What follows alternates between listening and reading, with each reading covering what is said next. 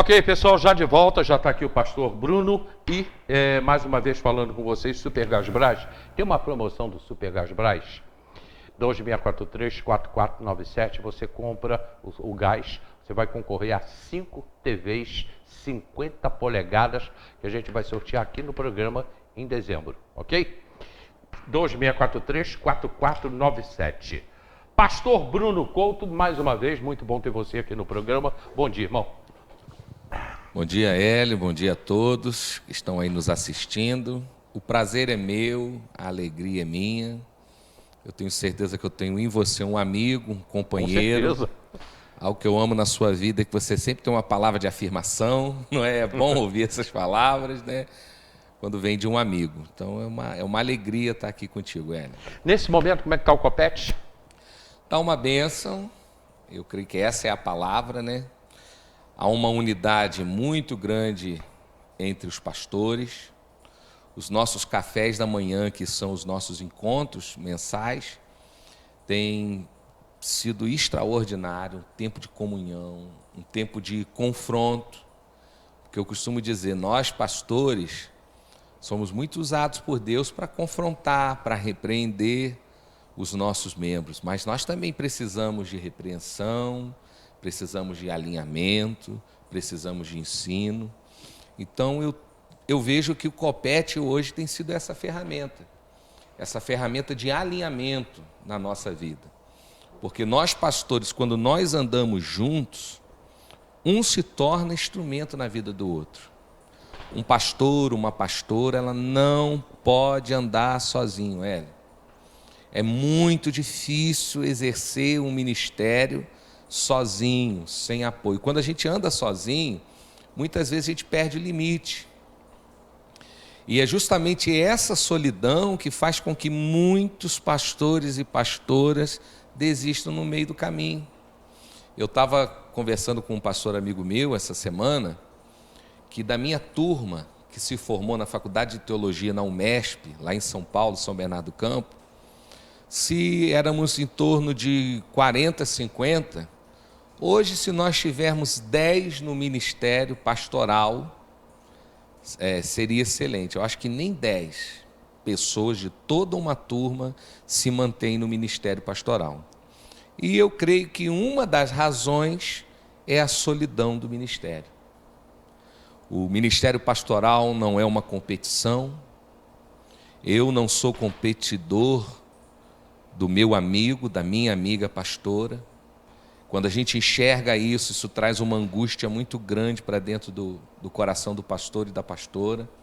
Mas quando a gente decide andar junto, em alinhamento juntos, mesmo com as nossas diferenças de práticas e doutrinas, mas quando nós decidimos andar junto em amor, o ministério da gente se torna muito mais saudável. E é isso que eu tenho visto no Copete. Pastores e pastoras andando juntos, mesmo diferentes, mesmo com as suas diferenças teológicas, hermenêuticas, exegéticas, andando junto em amor. Eu creio que essa é a grande chave. Bruno, eu tenho visto, não é Teresópolis, eu tenho visto no Brasil, pastores ficando doentes, problemas psicológicos. No seu caso, por exemplo, que eu acho até mais difícil ainda, que a tua esposa também é pastora. E vocês congregam juntos numa igreja. E as pessoas estão atravessando um momento de muitas dificuldades. Está todo mundo doente da cabeça, com problema. Isso já era antes da pandemia, com a pandemia piorou. E você é procurado por pessoas para descarregar. Exatamente. E aí a minha pergunta é o seguinte, como é que você conduz isso? E dentro de casa? Vocês dois são pastores. Isso vai para dentro de casa? Ótima pergunta. Ludmila, minha amada esposa, tanto amo, aproveito aqui para fazer um coraçãozinho para ela aqui. Ela não era uma pastora nomeada, como a gente diz, logo no início, né, que a gente se casou. Ela demorou cerca, se eu não me engano, de uns 8 a 9 anos para se tornar uma pastora. Entretanto, ela é pastora por chamada e por natureza a vida inteira, né? Então, a nossa história foi muito interessante porque no início nós tivemos dificuldades. porque muitas vezes trazíamos para dentro de casa assuntos concernentes ao ministério. Isso. Problema de fulano, problema de Beltrano. Eu vou te dizer, Eli, que nós passamos por essa crise por uns 4 a 5 anos de ministério. Entretanto, a maturidade nos dá ferramentas. E a maturidade nos deu uma ferramenta extraordinária, que se chama domínio próprio. E principalmente daqui, ó, dos lábios, da boca. Nós fizemos uma aliança, eu e a minha amada esposa, nós fizemos uma aliança. Que dentro da nossa casa, eu não sou o pastor Bruno, nem ela é a pastora Ludmila. Eu sou o Bruno, o amado dela, e ela é a Ludmila, minha amada.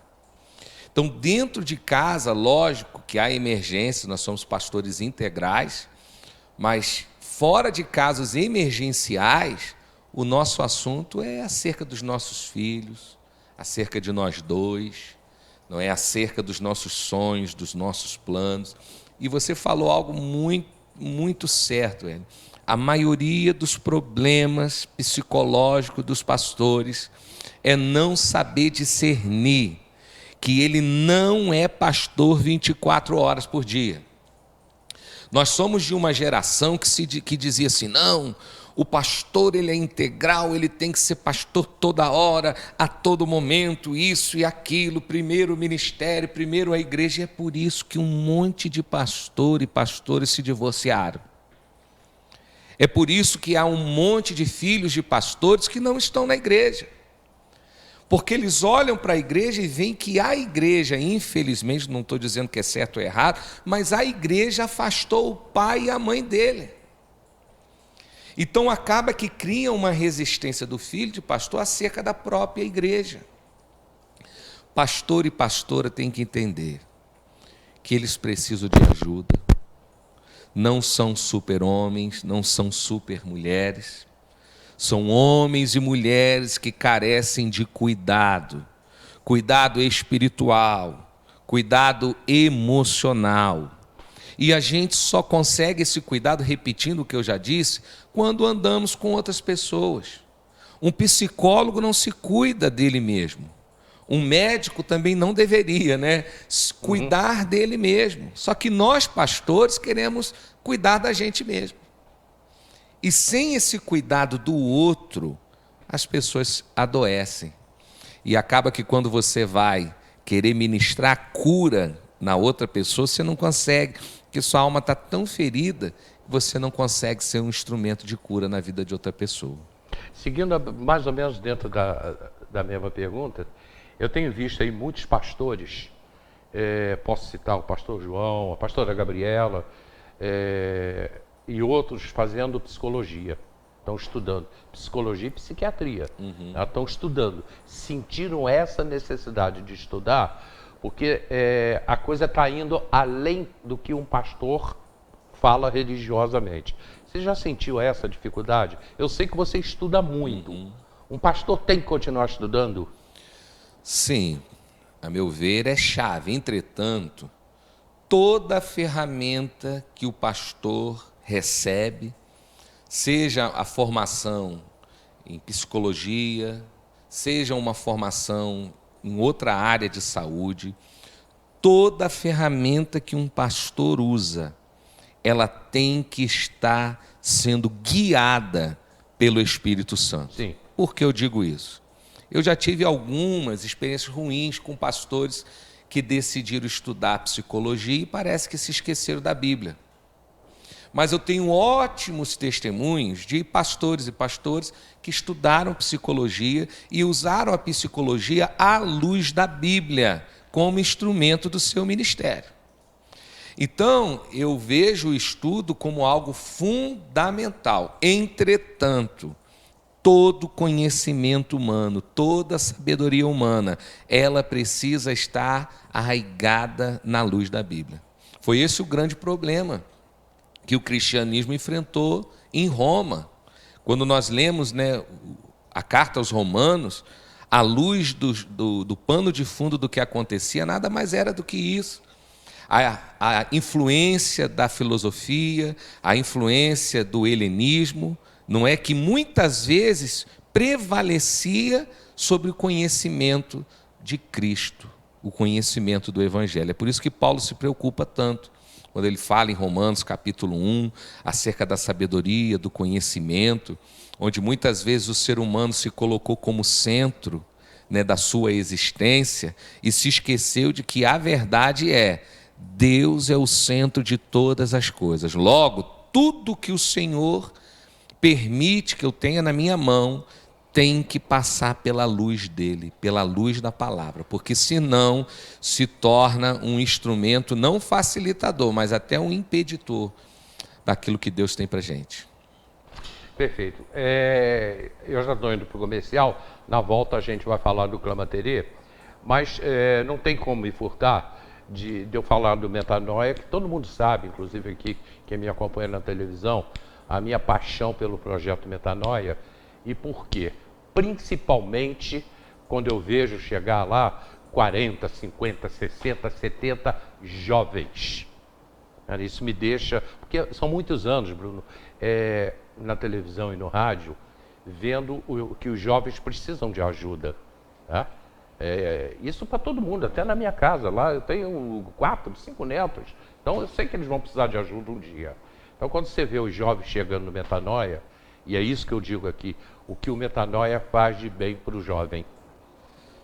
O Metanoia tem sido, e será por muitos anos ainda, uma ferramenta de alcance da juventude. Hélio, você sabe como é emocionante você ouvir um simples testemunho de um jovem que dizia: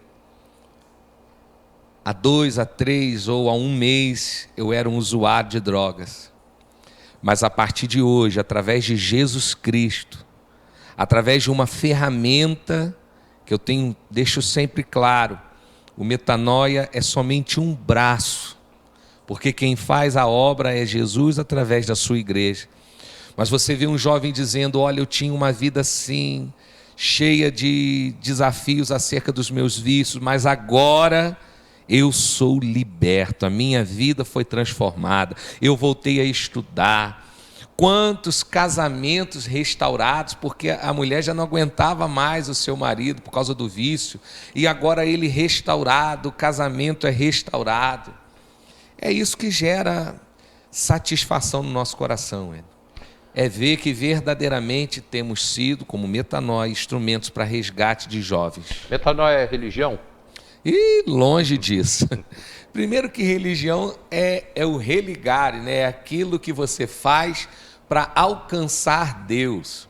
Então, se dizer que metanoia é a chave para você encontrar Deus, você está anulando o único caminho, a única verdade e a única vida que se chama Jesus Cristo. Então, metanoia está longe de ser uma religião. Eu sempre digo e repito e vou repetir: é somente um braço da igreja cristã, dos cristãos de Teresópolis. Jesus continuaria fazendo coisas lindas e maravilhosas sem o metanoia. Mas eu creio que Deus viu graça e tem nos usado para alcançar os jovens, não somente jovens, né? Mas também nossos senhorzinhos, nossas senhorinhas, né? Como é bom às vezes vê-los, né, os cabelinhos brancos passando pelo metanoia e recebendo um ânimo novo. Às vezes já cansado até da vida, né, querendo parar de viver, e quando passam pelo metanoia, eles recebem um renovo do Espírito Santo.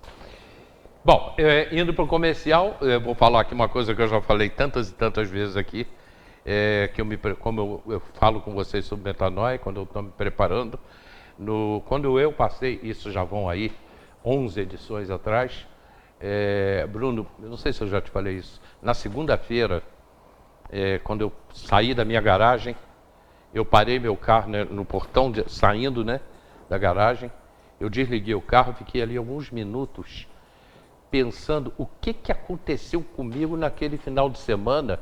E olha, eu já vivi de tudo na minha vida. Eu já tinha vivido de tudo, já vivi de tudo na minha vida. Mas aquele final de semana, há 11 edições atrás, quase 25 meses,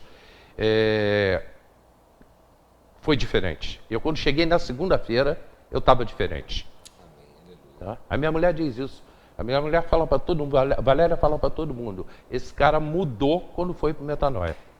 Tá? E o bom é que a gente continua mudando, né, Hélio? E cada edição Pois é, ainda tem isso. É a 22ª edição. E isso por causa da pandemia, porque se não tivesse a pandemia, eu acho que a gente já estava, nem sei qual. Acho que nós perdemos cerca de 8 edições. É por aí, porque foram pandemia. 2 anos, né? Por causa da pandemia. E a gente percebe que a cada edição nós mudamos, nós nos transformamos, e é isso que é a realidade de quem anda com Deus. A gente percebe que amanhã nós vamos estar mais próximo deles. Amanhã nós estaremos mais parecidos com Ele. É essa a eterna caminhada de um cristão.